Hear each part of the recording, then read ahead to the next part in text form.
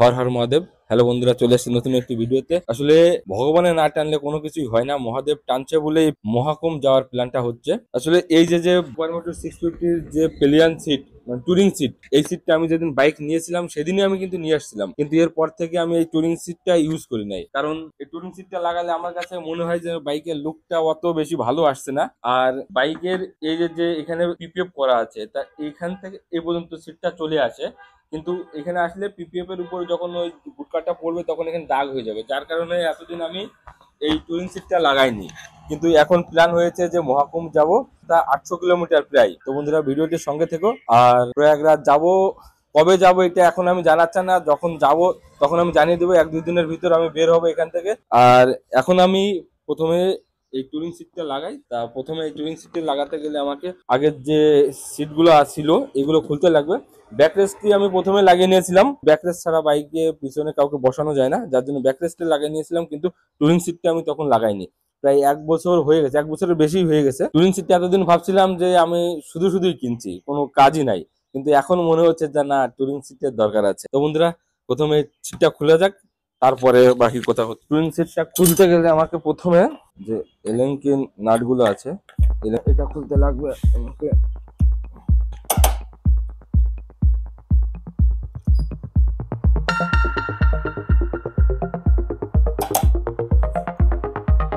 আসলে মহাদেবের ইচ্ছা না হলে কোনো কিছুই সম্ভব নয়।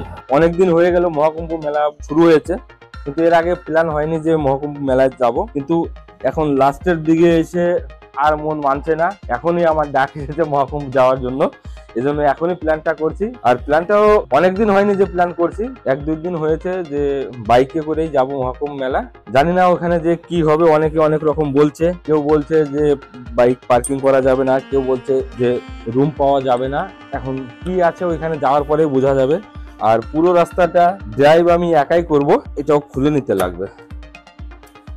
এই যে নাটগুলো আমি নিচে বোল্ট দিয়ে রাখছিলাম।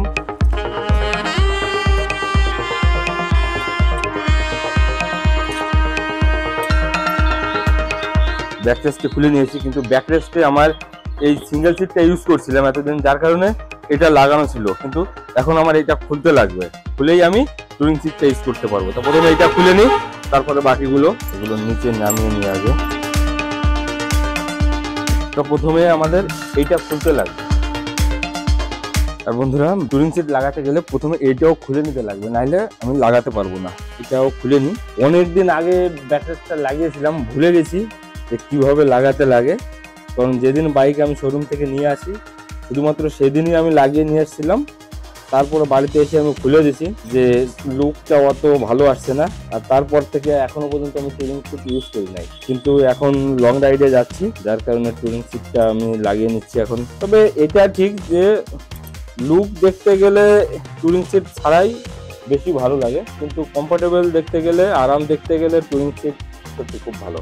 আর টুরিং সিটের রিভিউটা আমি পরের ভিডিওতে জানিয়ে দেব, পরের ভিডিওগুলো দেখলে তো বুঝতেই পারবে। আর যারা মহাকুম্ভ যাওয়ার প্ল্যান করছো, যেতে পারোনি, আর বেশি দিন বাকি নাই, আর 10 দিন বাকি আছে। যে যেভাবে পারো মন থাকলে চলে আসো। বন্ধুরা, এগুলো আমার খোলা হয়ে গেছে, এখন আমি এটা লাগাবো প্রথমে। আর এর জন্য এটা আমাকে লাগাতে লাগবে এখানে। এখন এটা কোনভাবে যে লাগাই। বন্ধুরা, আমার ব্যাকরেস্টের পিছনের এটা লাগানো হয়ে গেছে, এখন আমাকে লাগাতে লাগবে এটা।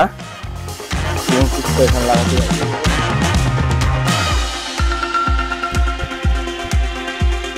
আর এর জন্য পিছনের এই নাটটা লাগালেই ব্যাস।